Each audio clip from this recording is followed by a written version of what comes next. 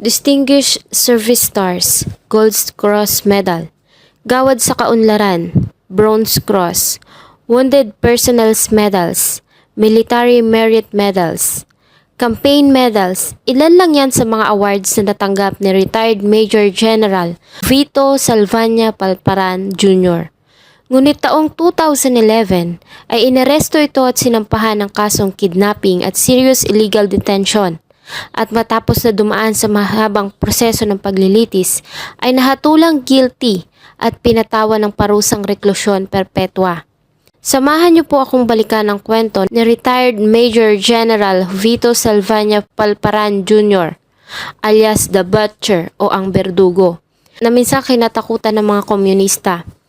Paano ang isang tinaguriang bayani at isa sa mga naging magaling na general ng ating sandatahang lakas ay nahatulan ng reklusyon perpetua at kasalukuyang nasa loob ng New Bilibid Prison? Sino ba si retired Major General Vito Salvania Palparan Jr.? Bago ko po simulan ang ating story, sa mga bago po sa channel ko, please hit the subscribe button at pakipindot na rin po ang ating notification bell para ma-notify kayo sa mga bago nating upload na videos. Si retired Major General Vito Salvania Palparan Jr. ay pinanganak noong September 11, 1950 sa Cagayan de Oro, Misamis Oriental. Nagtapos siya ng kursong Business Administration sa University of the East sa Manila noong 1971 at nakakuha ng Master's Degree in Management sa Philippines Christian University noong 1994. At Master's Degree in National Security Administration sa National Defense College of the Philippines noong 1999. Nagsimula siyang maglingkod sa Armed Forces of the Philippines noong 1973 bilang isang lieutenant, kung saan ay nadistino siya sa Basilan at Sulu ng 8 taon. Noong January 1974 ay na-assign siya sa kanyang kauna-unahang combat duty sa isla ng Siasi sa Sulu, kung saan ay pinamunuan niya ang 24th Infantry Battalion. Ang kanyang kauna-unahang encounter ay sa Indanan, Sulu, nang atakihin ng mga MNLF fighters ang 24th Infantry Battalion matapos na masunog ang Hulu-Sulu noong February 1974, kung saan niya nakuha ang kanyang kauna-unahang combat medal.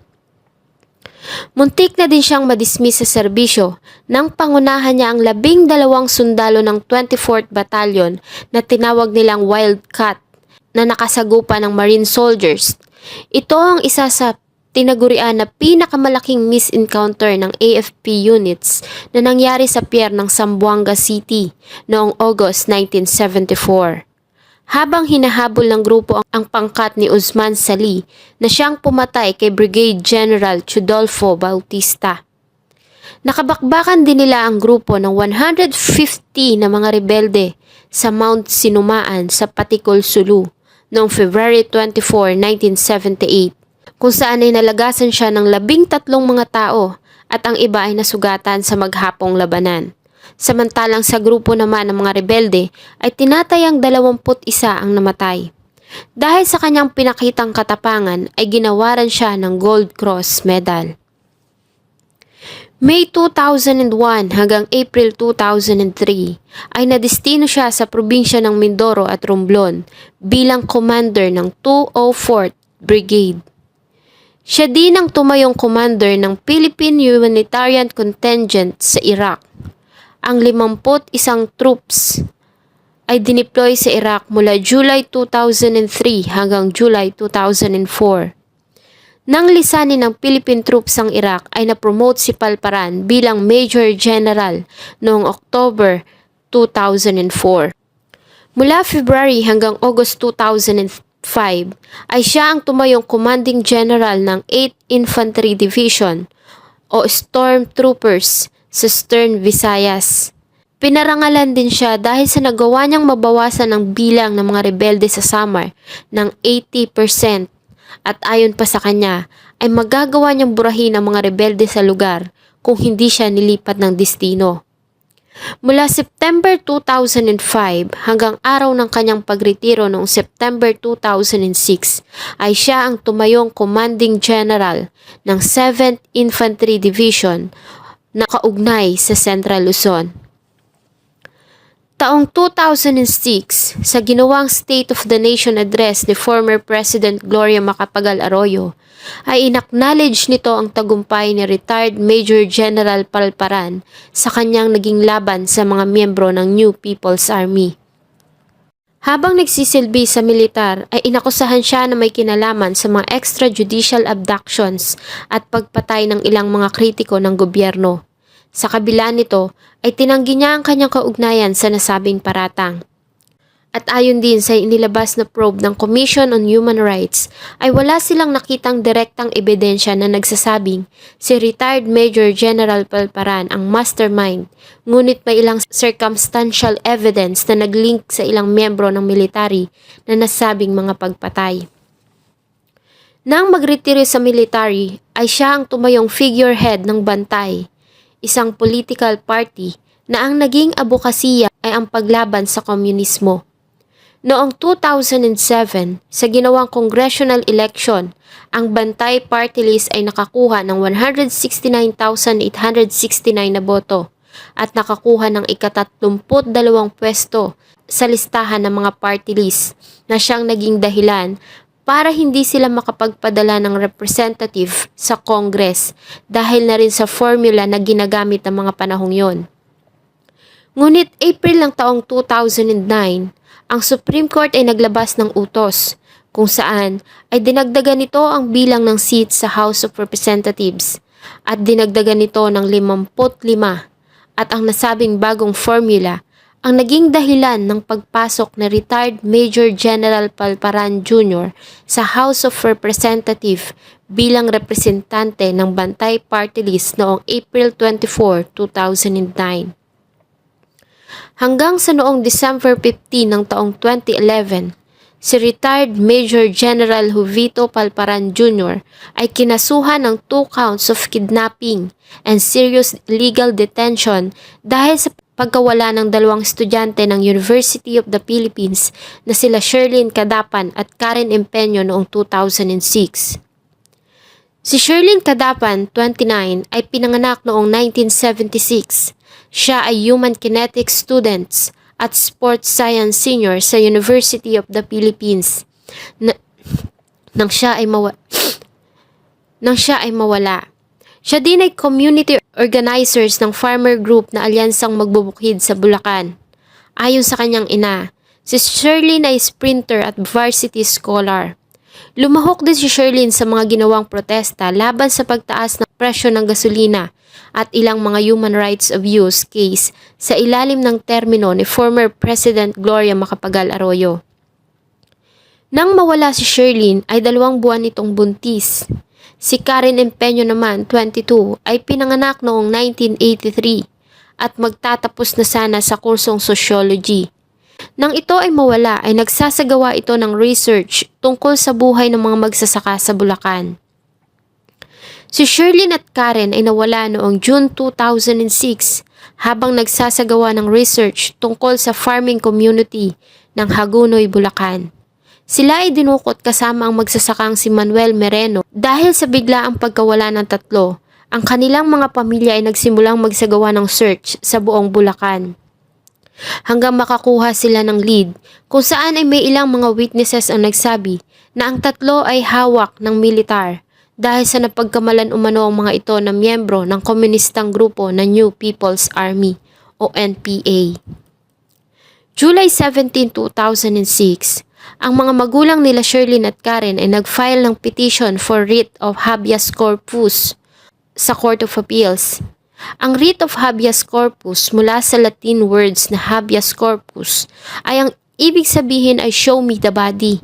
Ito ay isang utos na binibigay ng hukuman sa mga kinauukulan para dalhin sa korte ang isang tao upang ipaliwanag kung bakit nito ipiniit o ikinulong ang isang tao. July 19, 2006, Ang nasabing petition ay sinang-ayunan ng mataas na hukuman at inutusan nito ang militar na ilabas ang dalawang UP students na sila Sherlyn Cadapan, Carlin Empeño at ang magsasakang si Manuel Mereno. At inutusan sila na dalhin ang mga ito sa hukuman bago matapos ang June 24, 2006. Ngunit itinanggi ng militar na nasa kanilang kustodiya ang mga biktima, kaya naman binasura ng Court of Appeals ang nasabing petition noong March 29, 2007. Pero hindi nawala ng pag-asa ang mga magulang ng mga nawawalang biktima at noong October 24, 2007 ay muli silang nag-file ng petition sa Court of Appeals. This time ay nag-file sila ng petition for writ of amparo. Ito ay ang nagsisilbing proteksyon sa karapatan ng isang tao sang-ayon sa saligang batas ng ating bansa at ang nasabing petition ay inaprubahan ng Court of Appeals. November 12, 2007, ang isa sa mga eyewitness na si Raymond Manalo ay nag-submit ng kanyang affidavit sa Court of Appeals at sa kanyang ginawang affidavit ay sinalaysay niya ang detalye sa sinapit ng dalawang biktima. Ayon sa kanya, ay si retired Major General Jovito Salvania Palparan Jr. mismo ang nagpahirap kay Sherlyn Cadapan. Ilang beses nitong sinuntok ang bibig, dibdib at tiyan ng dalaga hanggang sa sumuka ito ng dugo. Hinampas din umano nito ang biktima ng kahoy at pinipilit silang pinapaamin na sila ay mga komunista.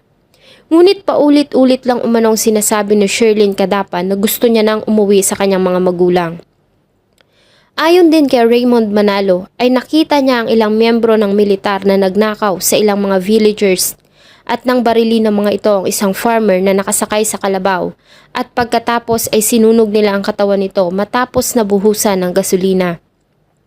Ayon din sa kanya ay nakita niya si Sherlyn Cadapan noong April 2007 na nakahiga sa isang upuan na walang saplot.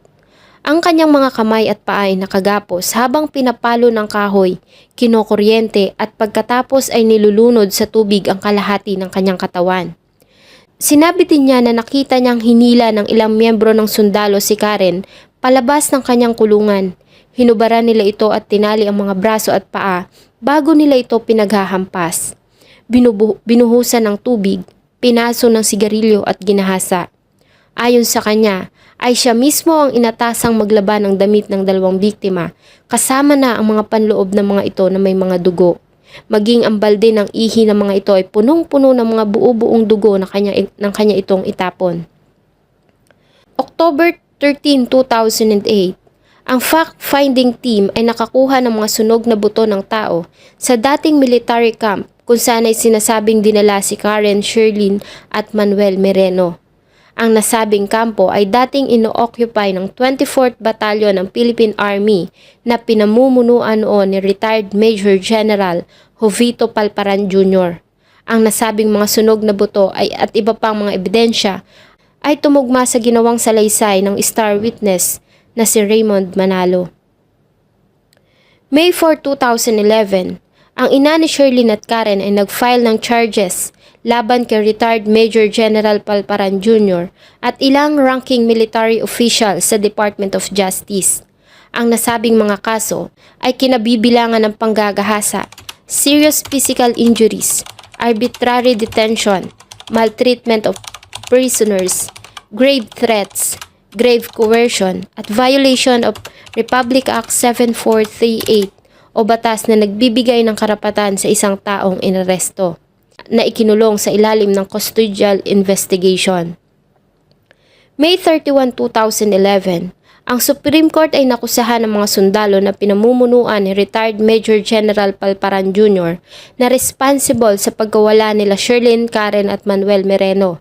Sa kanilang desisyon na nilabas ay inatasan nito ang grupo na pakawalan ang dalawang mag-aaral at si Manuel Mereno.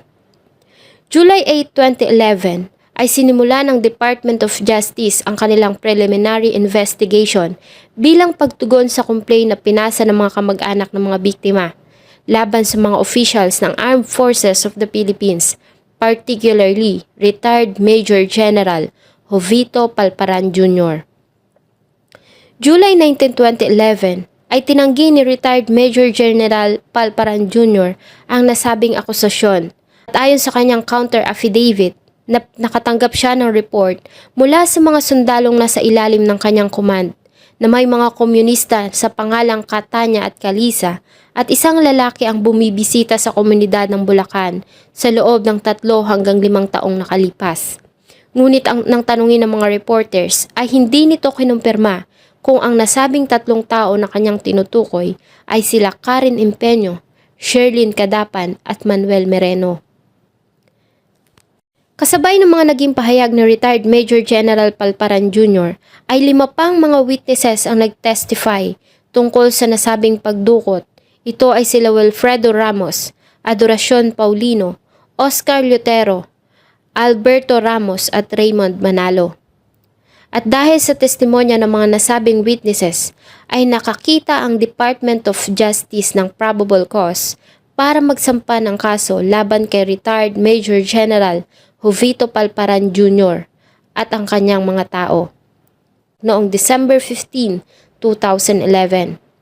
Sinubukan pa ni retired Major General Palparan Jr. na lisanin ang ating bansa noong December 20, 2011. Ngunit na-hold siya dahil sa departure order. Sa kabila nito ay hindi siya nakulong dahil sa ang nasabing warrant of arrest ay na-release lamang ng hapon ng nasabing araw. Kaya naman ay agad itong nakapagtago sa batas. Agad namang nagsagawa ng malawakang manhunt para sa pag-aresto kay retired Major General Palparan Jr. Ang reward na 500,000 ay agad na inanunsyo para sa makapagbibigay ng impormasyon sa kanyang kinaroroonan. Ang nasabing reward ay tinaas ng 1 million noong January 5, 2012 at dinoble pa at naging 2 million pesos noong August 16, 2012. Si retired Major General Jovito Palparan Jr. ay naging subject ng malawakang manhunt nationwide hanggang noong 2014. Matapos ang ilang taong paghahanap ay inaresto siya ng National Bureau of Investigation sa Santa Mesa, Manila noong August 2014. Siya ay dinala sa Bulacan Provincial City Jail noong August 18, 2014 matapos na may deny ang kanyang motion para manatili sa National Bureau of Investigation sa Manila. Yan. Kasi I want to face the case in court para mapabilis, no? Kasi ayaw naman natin na magtagal yung problema, but on the other hand kasi may problema ako sa security, no? Malaki yung threat. I think alam naman ninyo, alam ng media, in public may pronouncements sila na pag-retire ko pa lang nakabanner na sa Enquirer by NPA na Palparan did man walking, so by the NPA. So that's a real threat. Totoo po yun. So yun lang po ang nag-hold back sa akin. Now even if I am under custody ng at that time lalo, I cannot really assure myself na secured ako even in government. Well, yun ang decision ko. So I have to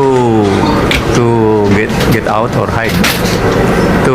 September 1, 2014 ay nag-file si retired Major General Jovito Palparan Jr. ng motion para ilipat siya sa isang military detention facility. Ang nasabing motion ay inaprubahan ng korte noong September 15, 2014 at siya ay nilipat sa isang Army Custodial Center sa Taguig City. At dito na nga nagsimula ang paglilitis ng kaso.